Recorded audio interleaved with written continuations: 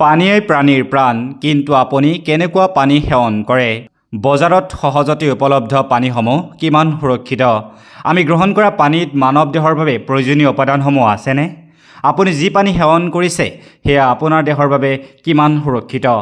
সেয়ে আপোনালোকৰ কথা চিন্তা কৰি কয়াকুছিস্থ আবেদ মাৰ্কেটত বিভিন্ন ব্ৰাণ্ডক প্ৰত্যাহ্বান হিচাপে লৈ ৰোগ নিৰাময়ৰ প্ৰতিশ্ৰুতিৰে যুৱ ব্যৱসায়ী আব্দুল কাদেৰে কংগন ৱাটাৰ নামৰ ব্যৱসায় প্ৰতিষ্ঠান মুকলি কৰিলে। কংগন ৱাটাৰ নামৰ ব্যৱসায়িক প্ৰতিষ্ঠান আনুষ্ঠানিকভাৱে ফিতা কাটি উদ্বোধন কৰে সৰুক্ষেত্ৰী সমষ্টিৰ বিধায়ক জাকিৰ হুছেইনে। কংগন ৱাটাৰৰ প্ৰতিনিধিসকলে আমাক জানিবলৈ দিয়া অনুসৰি এই পানী সম্পূৰ্ণৰূপে পৰিশোধিত, বিশুদ্ধ আৰু গুণগত মান নিৰ্ধাৰণ কৰা প্ৰযুক্তিৰে প্ৰস্তুত কৰা হৈছে। বজাৰত সহজতে উপলব্ধ বিভিন্ন ব্ৰাণ্ডক প্ৰত্যাহ্বান হিচাপে লৈ ৰোগ নিৰাময়ৰ প্ৰতিশ্ৰুতি আৰু দাবীৰে কয়াকুছি আবেদ মাৰ্কেটত কংগন ৱাটাৰ। স্থানীয় বজাৰত ইয়াৰ সহজলভ্যতাই সাধাৰণ জনতাক সুস্থ আৰু স্বাস্থ্যসন্মত পানী যোগান ধৰিব। এই উদ্ভাৱন কৰ্মসূচীয়ে স্থানীয় জনগণৰ মাজত এক উৎসাহ আৰু আশা জগাই তুলিছে। কংগন ৱাটাৰ স্থানীয় আৰু সংলগ্ন অঞ্চলৰ বাবে স্বাস্থ্য সজাগতাৰ এটি মাইলৰ খুঁটিৰূপে বিবেচিত হ'ব বুলি আমাক জানিবলৈ দিয়ে কংগন ৱাটাৰৰ স্বত্বাধিকাৰী আব্দুল কাদেৰে। অধিক জানিবলৈ এতিয়াই ফোন কৰক 9957261412।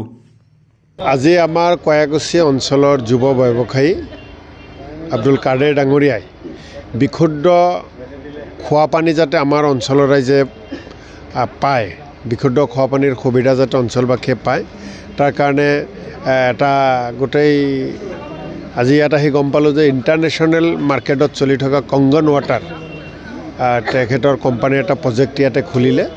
এই অনুষ্ঠানত উপস্থিত হ'লোঁ। আশা কৰিছোঁ আব্দুল কাদেৰৰ এই ব্যৱসায়ত সফল হওক আৰু এই বিশুদ্ধ পানীৰ জৰিয়তে আমাৰ অঞ্চলৰ ৰাইজ উপকৃত হওক।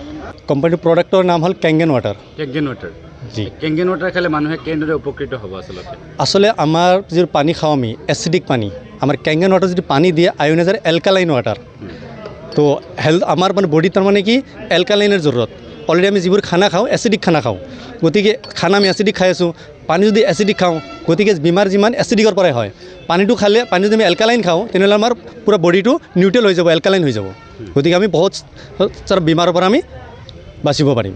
নিশ্চয় মই নিজে পাইছোঁ আৰু মই আজিৰ ডেটত কমচে কম 400 মানুহক মই নিজে পানী দিয়ে আৰাম পাইছে আৰু পূৰা ইণ্ডিয়াত আজি 3 লাখৰ ওপৰত মানে অলৰেডি লাখৰ ওপৰত মানুহে বেনিফিট পাইছে। যে ডাঙৰে যেতিয়া বস্তুটো যদিও নতুন মানুহৰ সন্মুখত মানুহে ভাবে বিচলেৰী পানী আছে কিনিলে আছে, কিন্তু গতিকে মানুহে আগবাঢ়ি আহি পানীটো ইউজ কৰক। কমচে কম সপ্তাহ 10 দিন ইউজ কৰিলেই, ব্যৱহাৰ কৰিলেহে বুজি পাব। প্ৰথম নিজে ব্যৱহাৰ কৰক, আমি কি কৈছোঁ সেইটো পাছত ৰাখক। যদি ডিভাইচটোতে বহাইছে আপোনালোকে আহি ইয়াৰ পৰা ৰাইজে পানী লৈ যাব লাগে আৰু পানী খাই কমচে কম ইউজ কৰি দেখুৱা লাগে। অট'মেটিক গম পাব, যেতিয়ালৈ ইউজ নকৰিব গম নাপায়। বহুত কোম্পানী আহিছে, বহুত কোম্পানী গুচি গৈছে, বহুত মানুহ ইতিমধ্যে বহুত লাখ লাখ টকাৰ লোকচানৰ সন্মুখীন হৈছে। এই ক্ষেত্ৰত আপোনালোকৰ কি গেৰাণ্টি থাকিব? সেইকাৰণে কৈছোঁ এটা ডিভাইচ কাৰো ল'ব নালাগে। প্ৰথমে পানী ইউজ কৰক, ব্যৱহাৰ কৰক। আমাৰ কোম্পানীটো 50 বছৰ পূৰা হৈছে। আমাৰ কোম্পানীৰ ডিভাইচটো বনাইছে 1974-ত। 1994লৈকে 20 বছৰ হস্পিটেলত আছিল ৰিচাৰ্চত। 1994ত মাৰ্কেটত আহিছে, এতিয়ালৈকে মাৰ্কেটত আছে। আজি 51 বছৰ ৰানিং চলি আছে কোম্পানীত। আজি কয়াকুছি অঞ্চলৰ ৰাইজক বিশেষভাৱে আহ্বান জনাইছোঁ। মই এটা কেংগন ৱাটাৰৰ মানে মেচিন এটা বহাইছোঁ। জাগাখিনিৰ নাম হ'ল আবেদ মাৰ্কেট, কয়াকুছি বজাৰ।